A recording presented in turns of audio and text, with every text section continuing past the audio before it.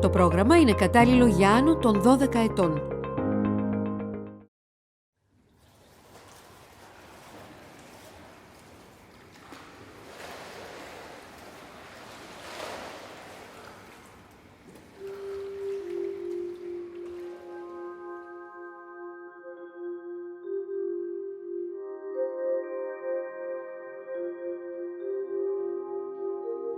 Beauté, une identité de noblesse, un signe de raffinement suprême. À la fois constante dans ses lois, ses prolongements et pouvoirs sur notre sensibilité, elle est aussi mouvement avec le temps qui la fait naître, l'épanouit, la renouvelle. Ainsi, les saisons de notre beauté sont des renaissances successives, contenant les précédentes, assurant les suivantes et se dépassant elles-mêmes chaque fois. Dans une telle ascension, que devient notre juvénile beauté? Elle construit un avoir que chaque renouvellement menace ou perfectionne, selon notre prudence.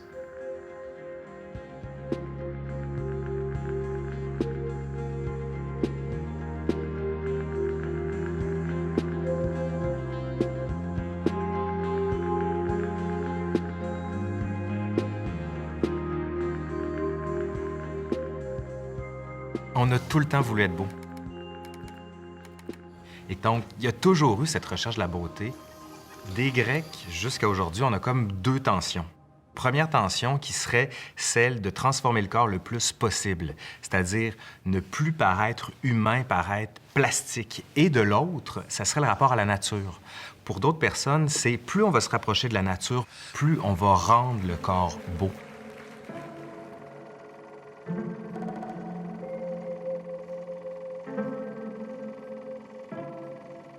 Dès la Première, la Seconde Guerre mondiale, on a vu des médecins qui ont travaillé à reconstruire ce qu'on appelle les gueules cassées.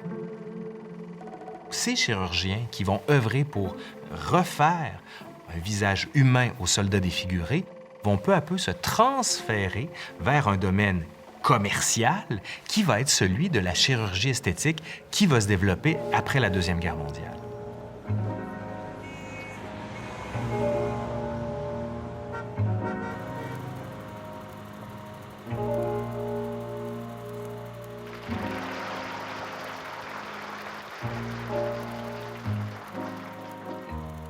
Lili Saint-Cyr est une des premières qui a reconnu avoir eu accès à la chirurgie esthétique, et principalement pour une augmentation mammaire.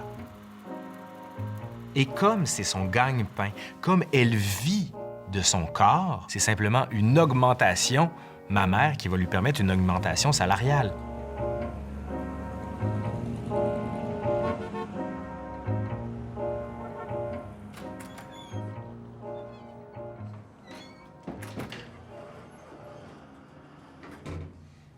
Ce que vous n'aimez pas dans votre nez, c'est quoi? Qu'est-ce que vous n'aimez pas? Ben, là, j'ai l'impression que ici, c'est comme s'il est croche ou qu'il y a une courbure et qu'il y a une masse ici. Je sais pas si c'est parce qu'il y a plus de cartilage. Il y a comme une dépression ici, c'est ça? Oui, oui. Ça fait comme... On vit avec son image tous les jours. Chaque matin, là.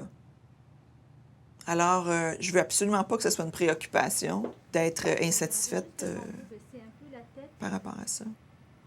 C'est bon? Merci beaucoup. Je vous en prie. Mais juste pour avoir une certaine satisfaction, comme je veux avoir une grande satisfaction dans mon travail, comme je veux avoir une grande satisfaction dans ma vie personnelle, dans ma vie amoureuse, dans ma vie familiale, je suis quelqu'un comme ça. Je pense que j'avais un autre tempérament. J'aurais absolument aucun intérêt pour la chirurgie esthétique. Oui. J'ai une autre préoccupation. Moi, je trouve que la distance qu'il y a entre ici et ici, la distance entre la lèvre supérieure et la base du nez, elle me semble grande. Forcément, je suis née comme ça, mais est-ce que... On peut l'aider? Oui, est-ce qu'on peut l'aider ou est-ce que vous êtes d'accord que cette portion... Je suis d'accord. Oui? Tout ce qu'on fait dans un nez, c'est des millimètres. Si on fait plus que des millimètres ou des fractions de millimètres, il y a un problème. Ça, c'est loin du naturel. C'est un peu comme des fleurs artificielles et des vraies fleurs. Quand c'est trop parfait, il y a quelque chose qui ne va pas. Pour moi, c'est vraiment banal. C'est comme si je te rencontre et je te disais « Ah, sais-tu quoi? Je vais faire changer mes plombages. » Ouais, bien, une petite correction, ouais. Juste une petite correction. C'est de la routine.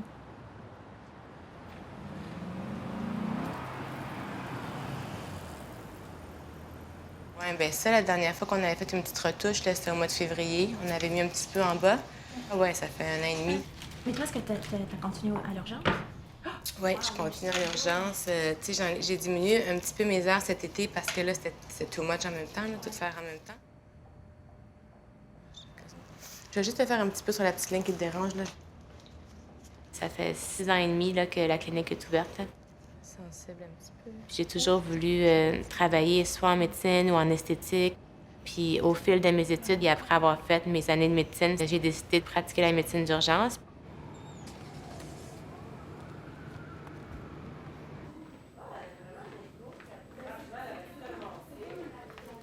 De travailler autant en milieu hospitalier puis urgence versus travailler en esthétique privée, c'est comme 2 mondes totalement. Puis des fois, les gens ont de la difficulté à comprendre comment ça se fait que je fais ces 2 métiers-là, même si mon métier de base, c'est d'être médecin. Y a-t-il une grosse salle d'attente? Bien, il y a environ 1 heure d'attente, là. Tu guéris quelqu'un parce qu'il vient pour une migraine ou quoi que ce soit, ou tu guéris quelqu'un parce qu'elle se sentait pas bien puis elle avait de la difficulté à avoir des interactions sociales parce qu'elle trouve que c'est saine, ça l'a gêné toute sa vie. Et puis te remercier au bout de la ligne, c'est pour ça qu'on fait cette profession-là, c'est pour aider les gens. Puis oui, à l'urgence, c'est vrai, c'est souvent la vie puis la mort, fait que les échanges seront pas pareils, t'as pas le temps de parler autant avec les gens, il faut que tu sois efficace, fait que ça amène vraiment une autre dynamique.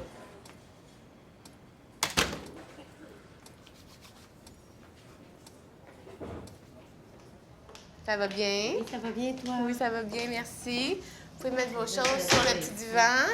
Qui veut commencer en premier? Je vais commencer. Qui vient, ma chère? C'est encore beau, par exemple, sur la Oui. joue. Ça n'a pas revenu encore. Ça te fait la projection de ta pommette, elle est super belle. Je leur dis à mes patientes, là, moi aussi, j'ai les padois, moi aussi, j'ai travaillé mes petits sillons du nez, puis regarde, là, je suis plus bien fâchée, tu sais, fait que... Puis j'ai l'air pas si plastique que ça, tu sais. Fait que ça les rassure, ils se sentent plus en confiance. Ça. 1, 2, 3. Puis que cet après-midi, l'idéal, c'est de pas trop rire. Fait que vous 2 ensemble, les ricaneuses, ça va être difficile, là. Le mot que tout le monde dit, c'est toujours la même chose. Je veux que ça paraisse le moins possible, je veux que ça reste naturel. Fait qu'on n'est pas encore dans les traitements là, à n'en plus finir, où tout le monde est comme cloné avec le même moule. Fait que d'une personne à l'autre, on s'adapte selon ce qui la dérange elle ou ce qui le dérange lui.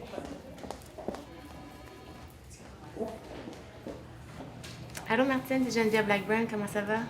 Vicky m'a pas tout parlé de la conversation que vous aviez eue ensemble, mais ça t'était pas contente, tu n'aimais pas ça, puis que je voulais savoir vraiment c'est quoi ton point de vue à toi, puis qu'est-ce qui se passait. Bon, il me reste un autre produit qu'on peut essayer, le 3e là, dans la famille des neuromodulateurs, puis bon, il n'y aura pas de frais, là, c'est sûr, là, je vais juste réessayer pour essayer de trouver une solution, parce que si lui, il marche pas, c'est pas mal ça qui est ça, là, tu sais. Faut pas vendre des rêves. On n'est pas magicien. T'as beau leur expliquer, tu prends des photos avant, tu leur montres, oui, il y a des changements, mais ils s'attendent à plus puis à plus. Ben oui, je te comprends. Il nous reste juste le 3e qu'on peut essayer. Puis si le 3e marche pas non plus, ben tout ce qui est modulateur, ça marchera pas plus, on va arrêter de dépenser des sous là-dedans, tu sais. Quand vous modifiez quelque chose dans votre corps, vous allez être obligé de le refaire. Les gens ont l'impression qu'ils le font, that's it, maintenant j'ai droit au bonheur. Le danger là-dedans, c'est qu'il y a un effet d'accoutumance, il y a ce qu'on appelle les cosmetic junkies, dans le sens qu'il y a un effet, ça crée un effet de high, si vous voulez, un effet de pouvoir, de that's it, j'ai le bonheur maintenant. Malheureusement, ça descend assez vite et on en réutilise la chirurgie esthétique. Parce que là, tout d'un coup, on se dit, oui, là, ça va, là, les petites rides, je les ai plus, mais j'aime pas tellement mes jambes, ou j'aime pas tellement mes orteils, ou j'aime... On se trouve autre chose.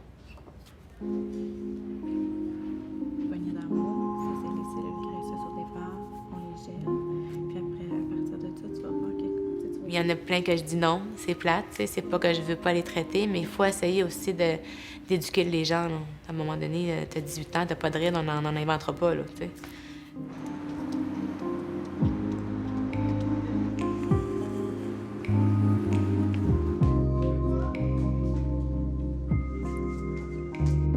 Je suis relationniste, particulièrement dans le milieu culturel.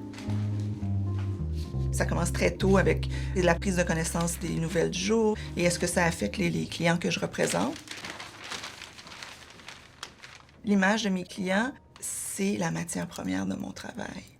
Donc, la manière dont on se présente donne un sentiment ou une sensation par rapport à comment on peut s'occuper d'eux.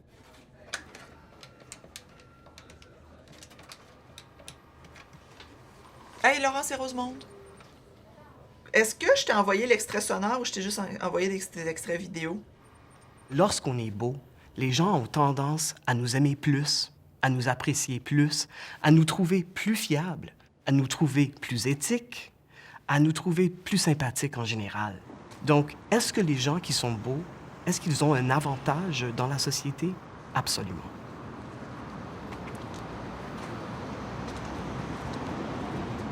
Tu sais, elles sont combien aujourd'hui?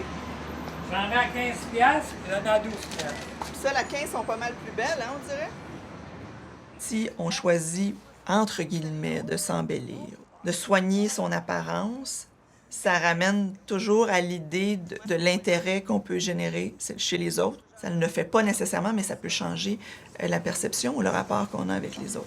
Merci, bon week-end! Au revoir.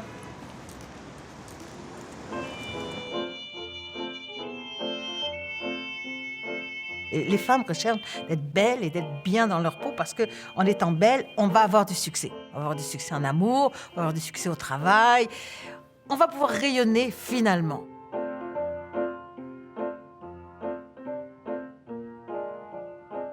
On peut faire un lien très net entre la popularité, cette tendance aux chirurgies esthétiques, aux transformations esthétiques et la sexualité, parce que la plupart du temps, les gens vont aller vers les transformations esthétiques pour être plus désirables. Il ne faut pas se raconter d'histoire. La fille qui va se faire des seins plus hauts, plus gros, ben c'est souvent... Je dis pas qu'il n'y a pas de choix personnel, là, je veux faire bien attention, mais c'est très souvent parce qu'elle a le sentiment que ça va plaire davantage.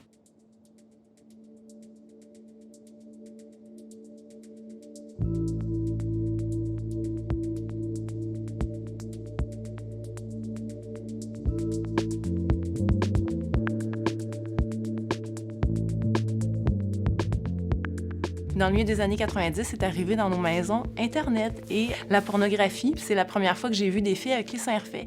J'étais comme, mais ces filles-là sont comme les bonhommes dans les comic books. Ces filles-là, ils ont des seins ronds, tout ronds, qui se tiennent comme sur les dessins. C'est ça que je veux. Puis du jour au lendemain, je me suis réveillée sur une table d'opération avec des seins à mon goût. Beaucoup trop gros pour le goût de la majorité des gens, mais à mon goût, à moi. Puis je me suis dit, ça y est, ma vie ne sera plus jamais la même. J'ai été probablement la fille la plus jalouse que la Terre ait jamais portée. Et j'ai été capable de marcher dans la rue et de dire « Cette fille-là est belle, puis ça m'enlève rien. » Parce que maintenant, moi aussi, je suis à mon goût.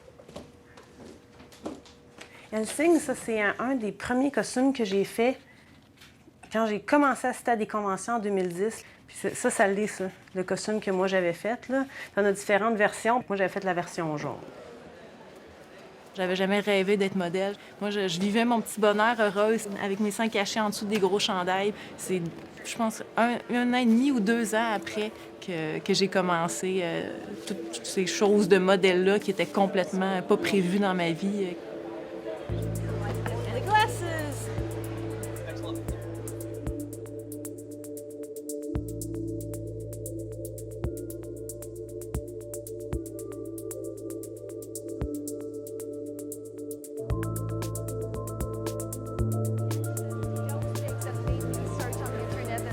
I found out that dressing up had a name, that it was called cosplay, and that there are conventions and all that stuff. I had no idea. Je m'expose dans mon travail.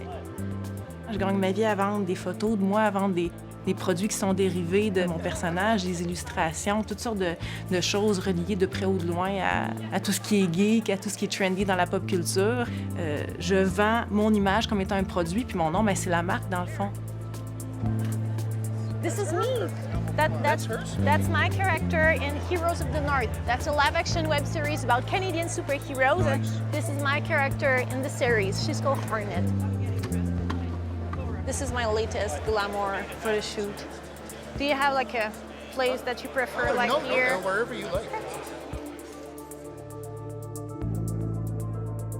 Que c'est sûr qu'on a tous et toutes besoin d'aimer, d'être aimés. On a tous et toutes besoin d'être désirés, d'être regardés comme quelqu'un d'unique. Mais je pense que ce qui fait de nous, ce qui nourrit cette tendance, cette volonté d'être un modèle sexuel, hein, comme gars ou comme fille, c'est d'être conforme. On prend des mannequins prépubères, 12 ans, 14 ans, et on les projette comme image de femmes parfaites. Donc évidemment, c'est pas possible pour des femmes qui ont vécu tout simplement, c'est impossible de s'y voir. Le poids qu'on dit être un poids idéal pour la femme est un poids qui a été dangereux pour la santé et qui correspond à moins de 8% de la population. Donc c'est mathématiquement impossible d'être l'image de beauté qu'on nous présente pour 92% des femmes de la planète.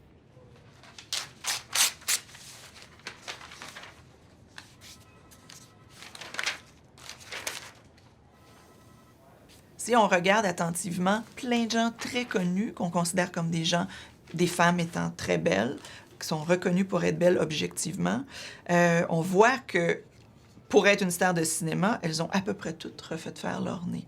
Et c'est discret et personne vraiment ne l'identifie, ne le sait. On commence par Marilyn Monroe. Imagine, Marilyn Monroe, une des femmes les plus photographiées au monde, qui savait qu'elle avait eu une rhinoplastie? Jennifer Lopez, Halle Berry, Angelina Jolie, Rihanna, les sœurs Kardashian.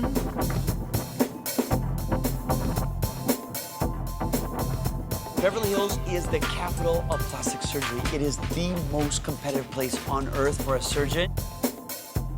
Hi, it's Dr. Ray. How are you? Well, we can definitely get that back. I'm the hair transplant surgeon to the start.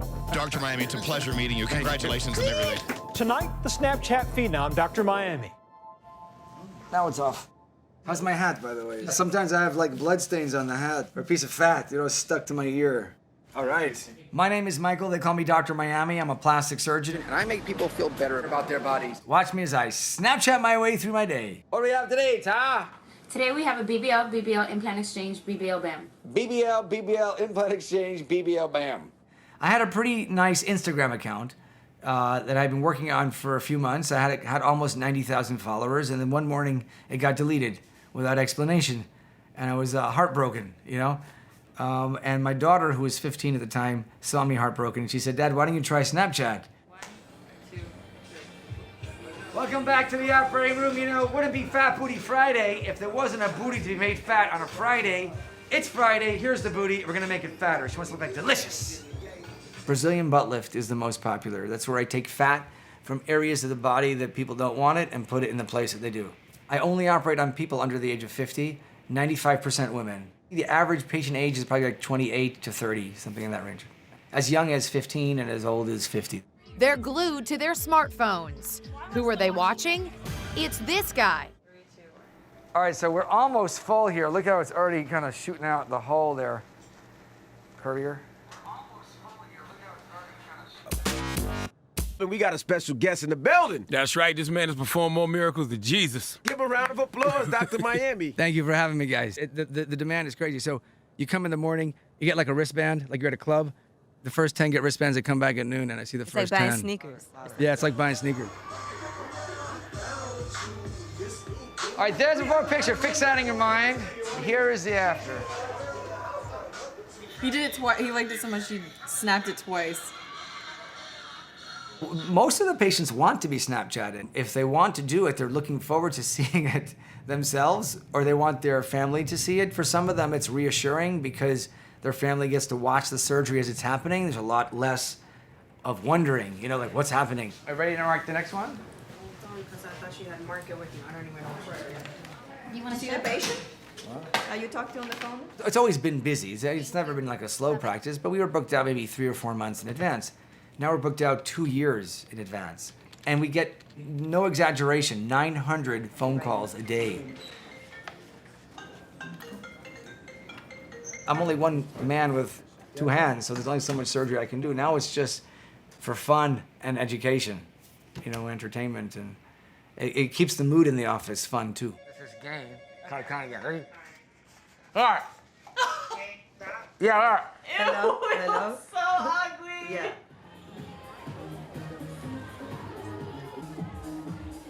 Nous sommes dans un monde de l'image et on est en plein dans le mythe de Narcisse. On est fasciné par sa propre image au risque de s'y perdre.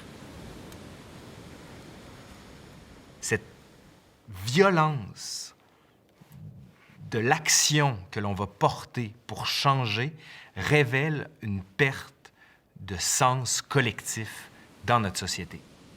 D'être soi-même, ça ne suffit plus. Vous savez, avant, sous la période humaniste, on avait tous des forces et des faiblesses, et le propre de l'humain, c'était de dépasser ses faiblesses. Alors, quand il n'y a plus de transcendance, qu'elle soit politique, sociale, culturelle, justement, on a une chaîne de personnes, mais qui ne sont plus reliées les uns et les autres et qui se regardent sur leurs médias sociaux en se disant « Ah, mon Dieu, que je suis beau, je me suis pris en photo sur Instagram et regardez, j'ai mis un nouveau rouge à lèvres. » Les fameux selfies avec les données des becs, là, je veux dire, on en a-tu vu assez, là? Puis mes jeunes patientes, tu sais, qui sortent d'ici, là, ils n'ont même pas franchi la porte, puis le selfie est déjà posté sur Instagram, là, avec les lèvres fraîches. Je trouve ça drôle, mais en même temps, c'est intense, ça. Tu sais, je vois des filles, sont super belles, tu sais. Moi, je les regarde, puis je leur trouve pas de défauts, là. Puis ils me montrent des affaires que je vois pas moi-même, là, tu sais. Puis j'essaie de leur dire, je dis, ouais, mais on le voit pas vraiment, mais t'essaies de leur expliquer du mieux possible, mais des fois, tu sais, le message passe pas. Le média social donne l'impression de liberté de la beauté, alors qu'en fait, on confirme notre asservissement aux critères communs de la beauté.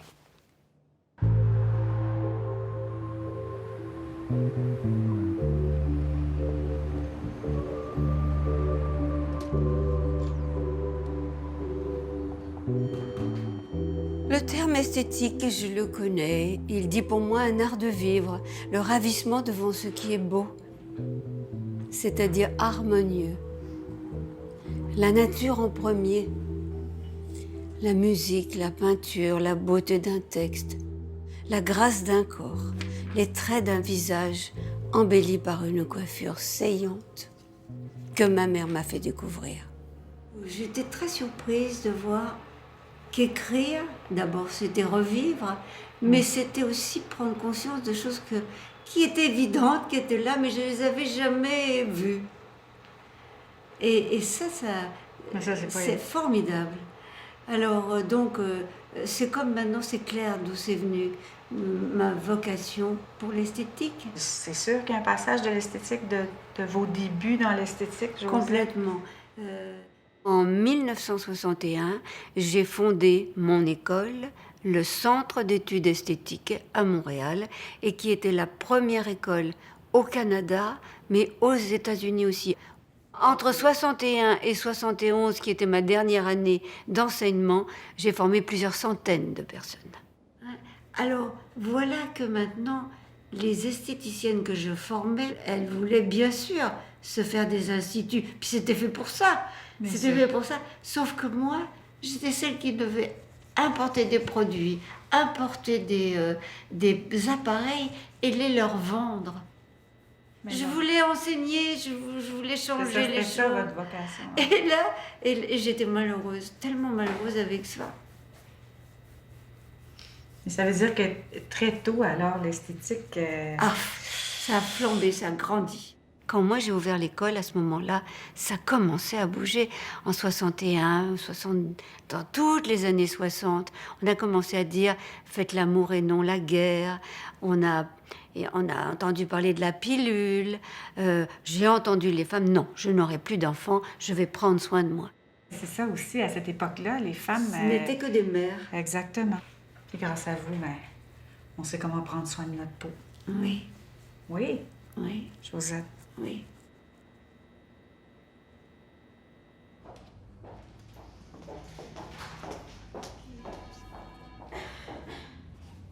Donc, on va réviser un petit peu Comme je vous avais parlé un peu hier, les raisons de démarrer dans le médical privé sont très différentes que les raisons quand on travaille dans le milieu public. On est habitué avec notre formation médicale ou ancien infirmier on ne va pas chercher les gens, on ne va pas vraiment chercher à faire de la publicité ou du marketing.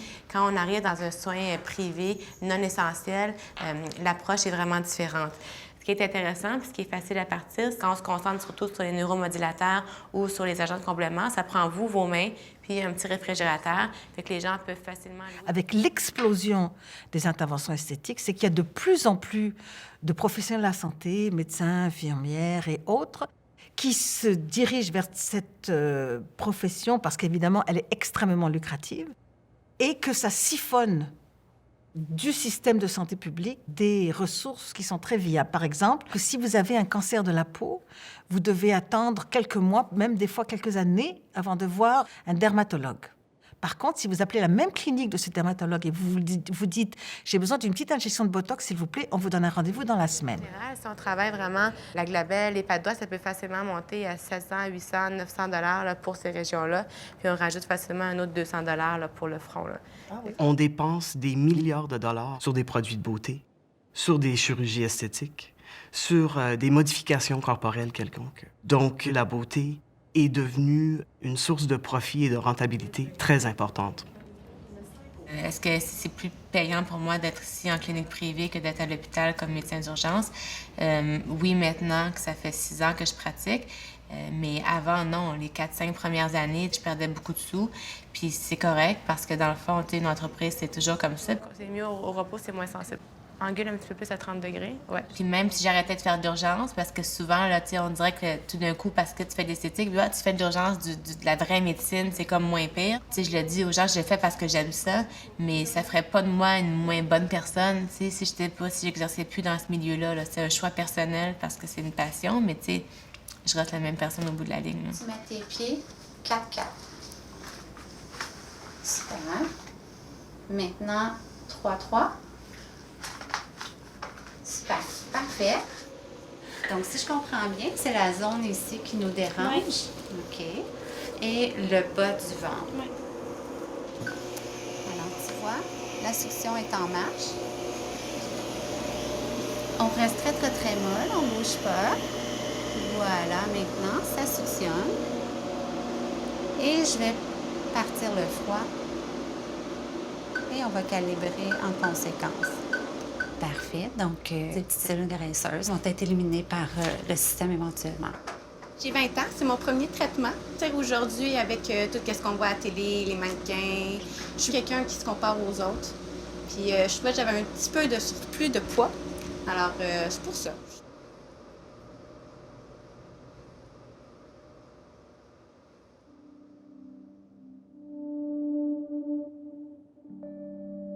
Ça fait drôle de se voir, je trouve. Celle-là, je l'aime beaucoup. Et j'ai 40 ans. J'étais cobaye pour que les professeurs refassent le massage de la cellulite que je leur avais enseignée. Cellulite que je n'avais pas et dont elles étaient jalouses. Mais bon. J'ai eu le Botox une fois parce que je voulais faire comme tout le monde. C'est un peu ridicule, mais je voulais savoir aussi ce que c'était. Et c'était le Botox des paupières, hein, de cette ride-là, parce que c'était cette ride-là qui me dérangeait. Mais pour me soigner cette ride-là, ils m'ont complètement changé mon regard. Mon regard, mes yeux, c'était comme des yeux d'aigle qui remontaient là. Oh, mais moi, j'étais malheureuse. Il a fallu attendre 3 mois pour que ça se défasse. On va vraiment... Alors, j'ai fait cette expérience, une expérience malheureuse, mais bien. Parce que comme ça, c'est pas mon but.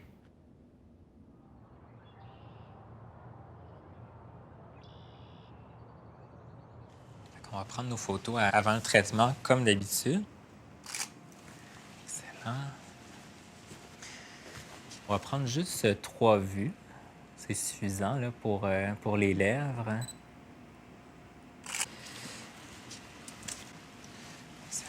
peux tourner la tête vers moi. Parfait.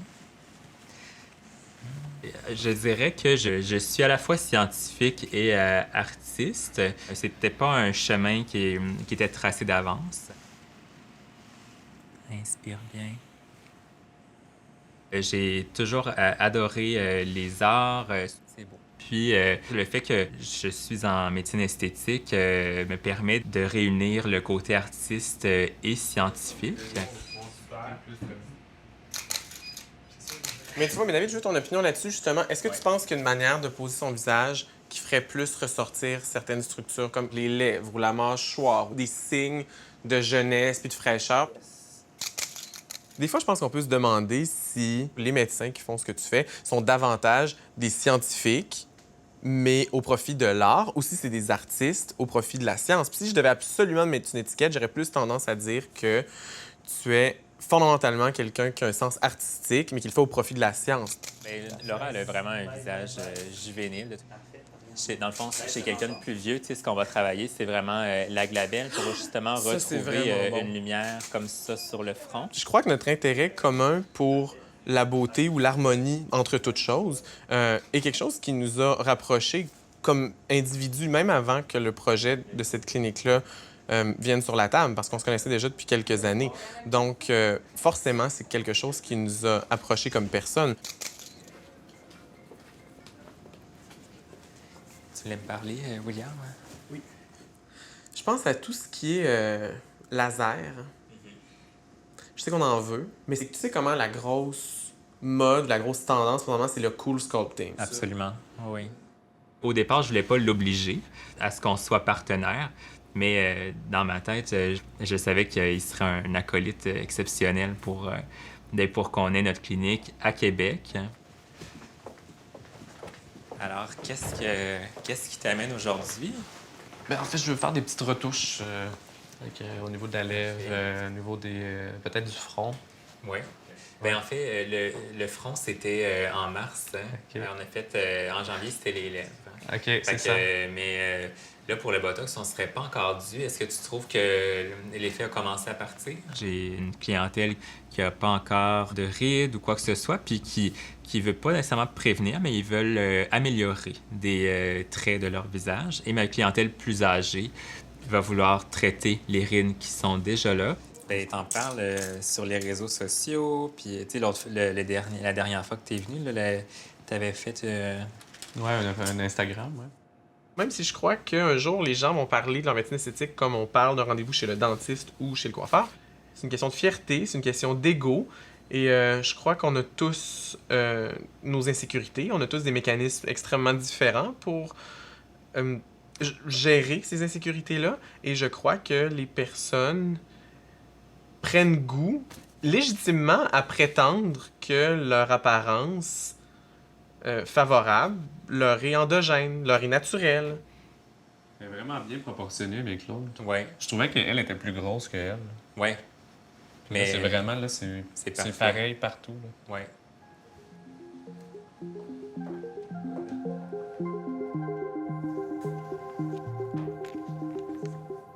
Quand on regarde la mode et même l'esthétique masculine avant le 19e siècle, les hommes portent du bleu, du rose, du vert, toutes les couleurs qui existent. On porte même du maquillage.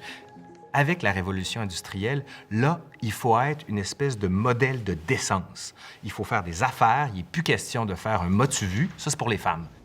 Pour Mathieu? Il y a comme une mort de l'esthétique masculine au 19e siècle qui ne va réémerger que dans les années 60, 70 et plus récemment, pourrait-on dire, avec toute l'esthétique homosexuelle qui enfin s'assume sur la place publique et qui permet à des hommes hétérosexuels pas nécessairement d'aller dans les canons de la beauté de l'homosexualité, mais au moins de s'en inspirer, ce qui va donner ce qu'on appelle aujourd'hui le métrosexuel. Fait que tu vois, des fois, ça fait comme un petit genre de petite bulle, là. Mais dans une couple de minutes, là, il n'y aura vraiment plus rien, puis tout le produit va être absorbé dans ton muscle, puis là, t'attends les petits miracles. Nous voyons de plus en plus toute une gamme, toute une constellation de masculinités qui sont de plus en plus acceptables et qui sont activement encouragées par le monde de la mode et de la beauté. Bonjour, docteur Bladner. Ça va bien? Ça va bien, merci. Au début, quand j'ai commencé, il y a 6 ans, les hommes presque pas. J'avais peut-être moins de 5 de la clientèle. Mais là, je dirais 15-20 facilement. OK, j'avais remarqué juste entre mes deux yeux ici. La petite ligne encore Oui, qui la petite dérange. ligne encore, c'est ça. Je pense que la société exige un petit peu les mêmes choses vers les deux sexes. Ça fait que les hommes commencent à être de plus en plus préoccupés aussi. 1, 2, 3. Je m'entraîne beaucoup. J'aime ça, mon apparence. Souvent que, tu sais, dans le fond, je viens ici souvent pour mon nez parce que j'aime pas ma bosse sur le nez. Puis, dans le fond, en même temps, mais je fais comme le changement d'huile, là. C'est un peu gênant de dire ça au monde. Je suis allé faire le botox, tu sais, pour remplir, mais c'est vrai, les gars, on n'est pas... on se vante pas de ça sur Facebook, là. J'étais dessus, là, vraiment. Ben là, ça va mieux la semaine passée. Ouais, t'avais un petit peu plus de poussette, mais là, ça te rajeunit, là. Ça va être bon, là. Moi, je sors du site flambant neuf. Écoute, je m'en vais tout de suite sur Tinder. Puis, écoute, j'en profite pour 5 mois.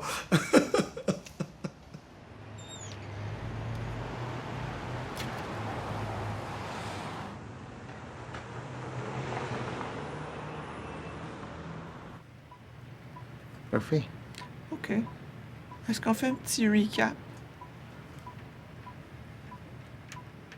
On va mettre le nez plus droit. On va augmenter le montant un peu. Le reste, ne t'en fais pas. Je OK. m'en occupe.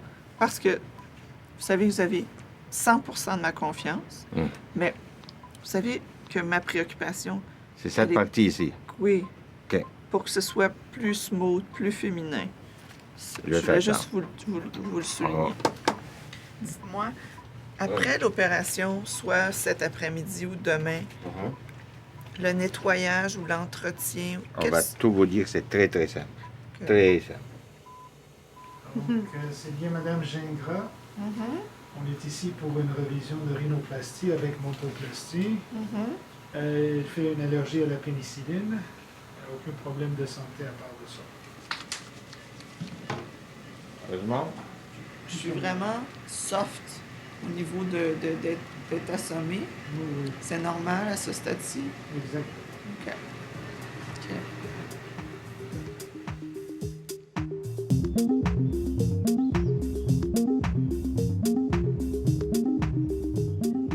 L'image a toujours été extrêmement importante dans ma vie. J'ai des souvenirs d'enfance où j'ai toujours été attiré par les belles maisons, par l'image des choses, ou du moins tout ce qui peut agrémenter ou complémenter l'image d'un individu.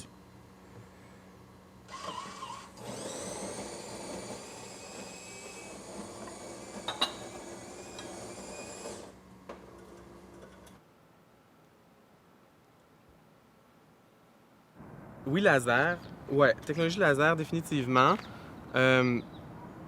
Body contouring, tu sais, la sculpture du corps, là, ce que vous appelez dans le domaine body contouring, là. Regarde, dans un monde idéal, je dirais, on aimerait ça introduire les deux, mais ça se peut que, regarde, tout dépendant des modalités, il va peut-être falloir fonctionner en séquence, là. Y aller avec un, y aller avec l'autre par la suite, puis, tu sais, voir c'est quoi la réponse au premier, là. Puis tu me diras aussi quel médecin l'achète. Moi, je vais l'essayer. Pour introduire quelque chose dans la clinique, je veux l'essayer moi-même. Ça, c'est sûr et certain. OK, merci beaucoup. Bye.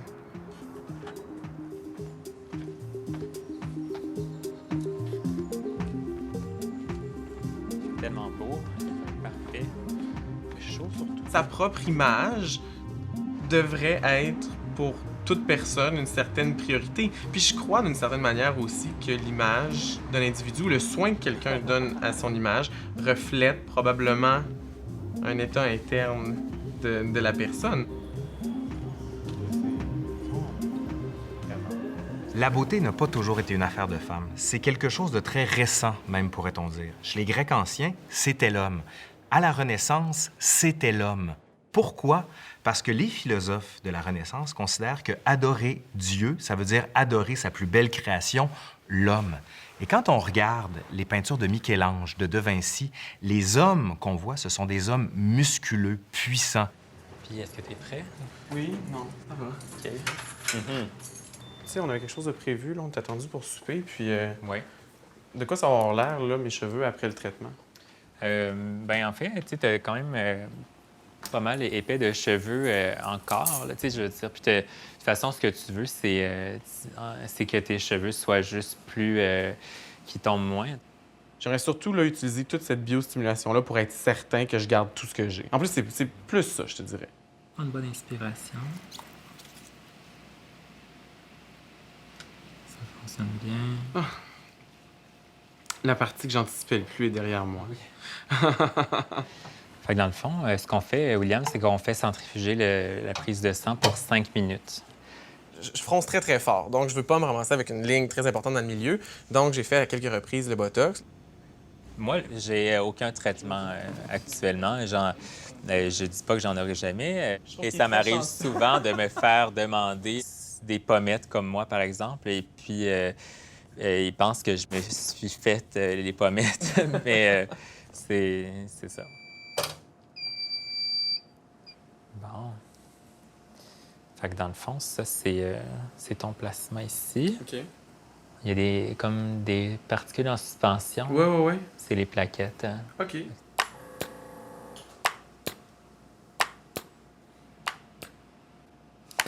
Le devoir maintenant pour l'être humain à l'époque de la haute modernité, c'est un devoir d'être non seulement sain, mais aussi beau. Et ça veut dire que le corps est devenu un projet fondamental de l'être humain et un projet qui n'a pas de fin, un projet qui n'a pas de terminus.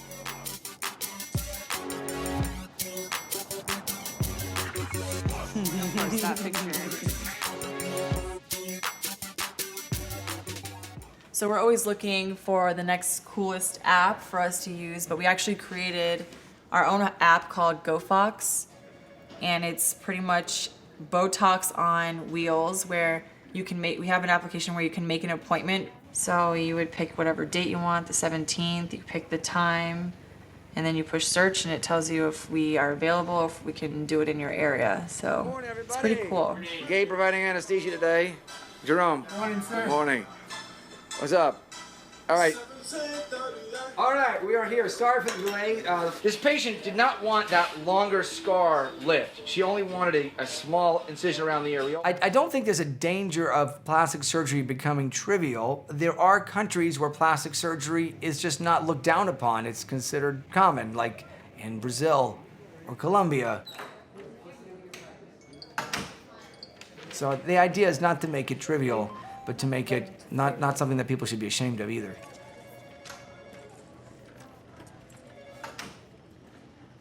What the future trends in plastic surgery are going to be, in my opinion, I think they're going to be operations that make sex better for men and women.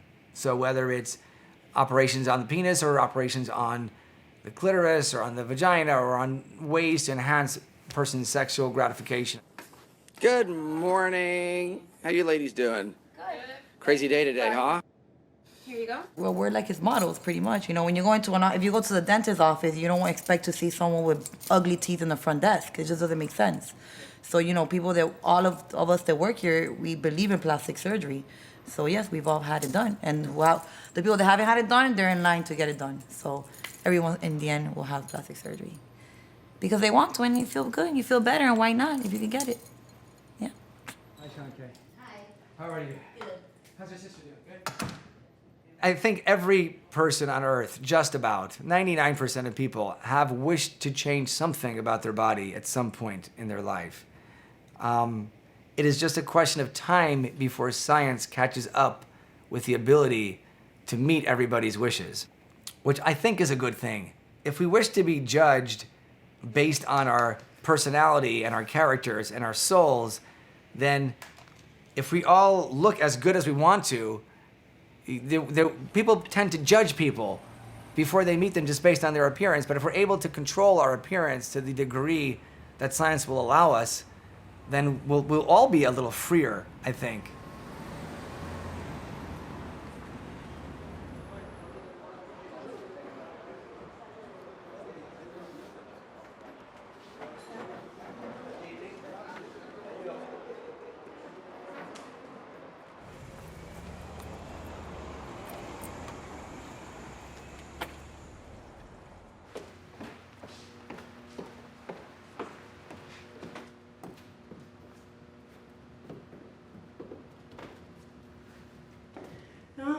un peu. Je vais amener les photos à côté. Ouais, là, il faut qu'on triche. Parce que moi, en convention, il va falloir que je porte un soutien-gorge parce que ça va être juste du lycra, fait que ça me supportera pas. C'est sûr qu'on peut modifier, une brassière, là, pour voir. Ouais. Mon bonheur à moi, il provient en grande partie de cette transformation-là que j'ai eue. Mais je veux pas faire la promotion de la chirurgie plastique. Ce n'est pas bon pour tout le monde.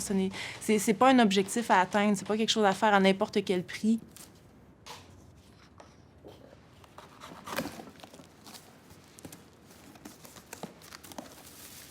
Je suis très en paix avec le processus, mais c'est sûr que je vais y avoir recours encore un jour. Parce que je vais faire mettre plus petit. Pas énormément plus petit, ça me surprendrait. Je vais vraiment être une grand-maman avec des gros seins tout en plastique, là.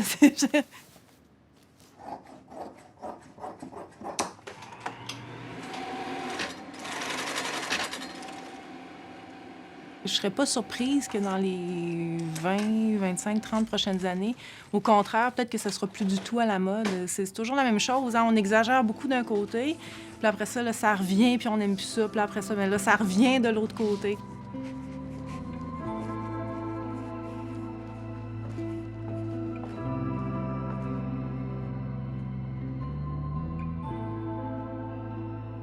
Je suis pas contre la chirurgie esthétique.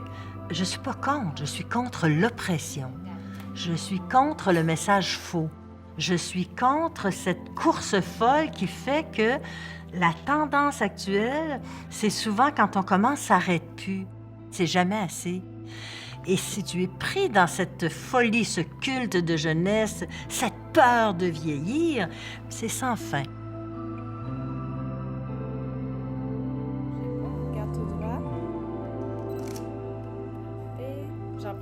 Depuis le début de l'humanité, l'être humain a toujours utilisé toutes les technologies à sa disposition. Donc je ne m'attends pas à ce que soudainement, dans un éclair de génie et d'autorestriction, on arrête de manipuler son corps. On va de plus en plus modifier son corps, on va être partie machine, partie humain. C'est peut-être pour le mieux, mais on est des mutants. La question du fait d'être des mutants, pour moi, c'est jusqu'où on va.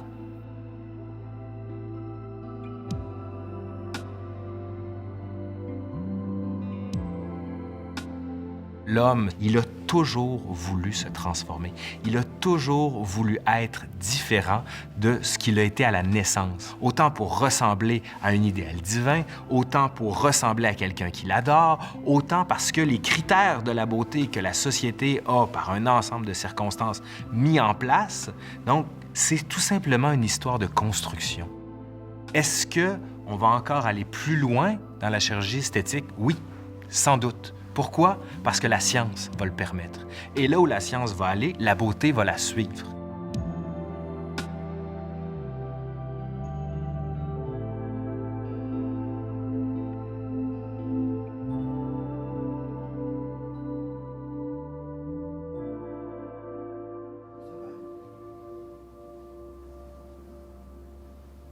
L'entrevue de Nathalie demain. C'est sûr que là, tu sais, je suis complètement congestionnée, j'ai tout le visage raide, j'ai un peu de difficulté à parler, mais sinon, là, écoute, si je m'étais pas retenue, je serais allée au bureau aujourd'hui.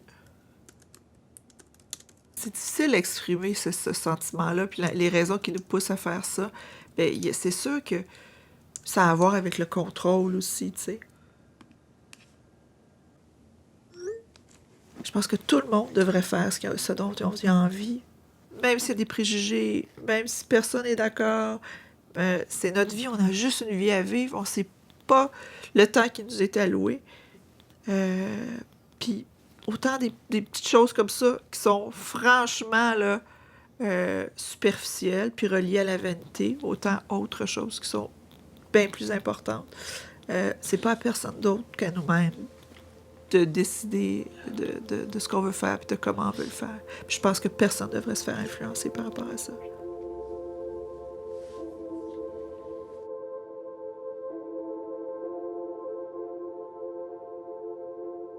Si Si je me trouve belle aujourd'hui, à 84 ans, c'est pas une chose à laquelle je pense. Par contre, je pense toujours à prendre soin.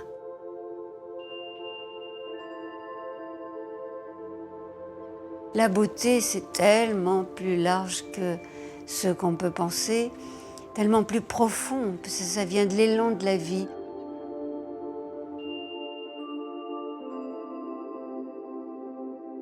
Beauté, c'est ça pour moi. Vraie, sincère, concernée, présente, unique.